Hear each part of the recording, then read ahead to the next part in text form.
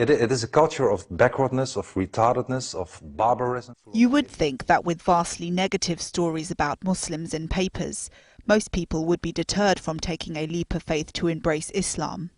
A recent YouGov survey seemed to confirm this view, as it concluded that more than half the British public believe Islam to be a negative influence, encouraging extremism, the repression of women, and inequality, leaving one to ask, why would anyone choose such a direction for themselves?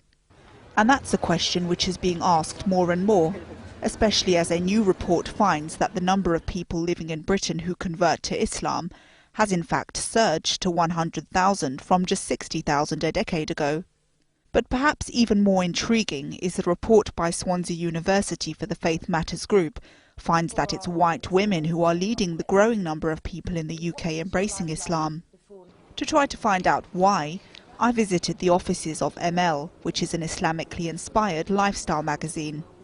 CEO and editor of ML, Sarah Joseph, is herself a convert to Islam. I began by asking her what she thought was behind the growing number of UK converts. Even though a lot of the information you get around Islam is not positive, Islam's always being talked about, and that leads people to go on a voyage of discovery. And when people actually, of course, get to the faith, what they discover is that it isn't what the media tells us. And so, it isn't a faith of violence that promotes that. It's rather a faith of great beauty and of simplicity. And I think that certainly when I did my postgraduate research into it and through, talking to converts for the magazine or, wherever I engage with them, myself a convert, of course, I engage with them in social circles. It's that, the journey to God, the more spiritual journey, to have a life of purpose, actually. I also asked Sarah what she thought about the report's finding that white women were more likely to convert, and also the reaction of the press to such stories. I think when you get stories relating to women choosing to become Muslim, there's a sort of shock horror factor. Wow, you chose this? We can sympathise with the poor women born into it, but you actually chose this way of life. What did it for you? And I think there is that natural curiosity because of the stereotypes pertaining to Islam and women. And then, of course, it gives converts the opportunity to turn around and say, well, actually, if you look at the Quranic paradigm, if you look at the early example of Medinan society, what you have is a religion and a way of life that promotes women and promotes women's participation in society. The Faith Matters report also highlighted the role mosques play in supporting new Muslims. It concluded that converts feel more needs to be done to make them feel a part of the community, a view shared by Sarah Joseph.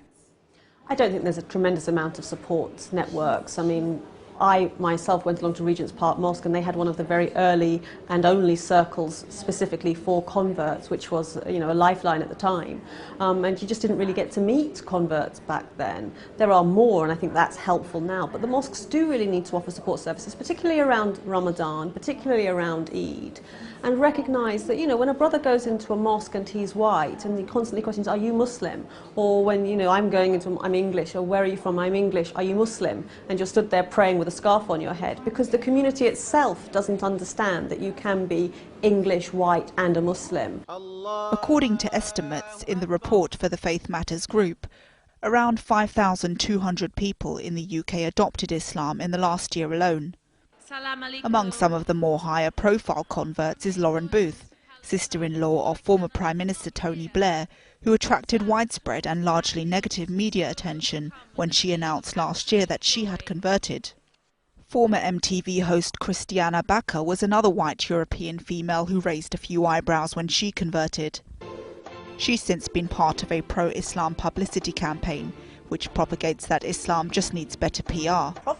It's a view shared by the Faith Matters Group, which says Islam has been stigmatized and wrongly associated with extremist ideologies and discriminatory cultural practices. They say converts have an important role to play in supporting community cohesion, and that mosques need to do more to support them and encourage greater understanding amongst non-Muslims too.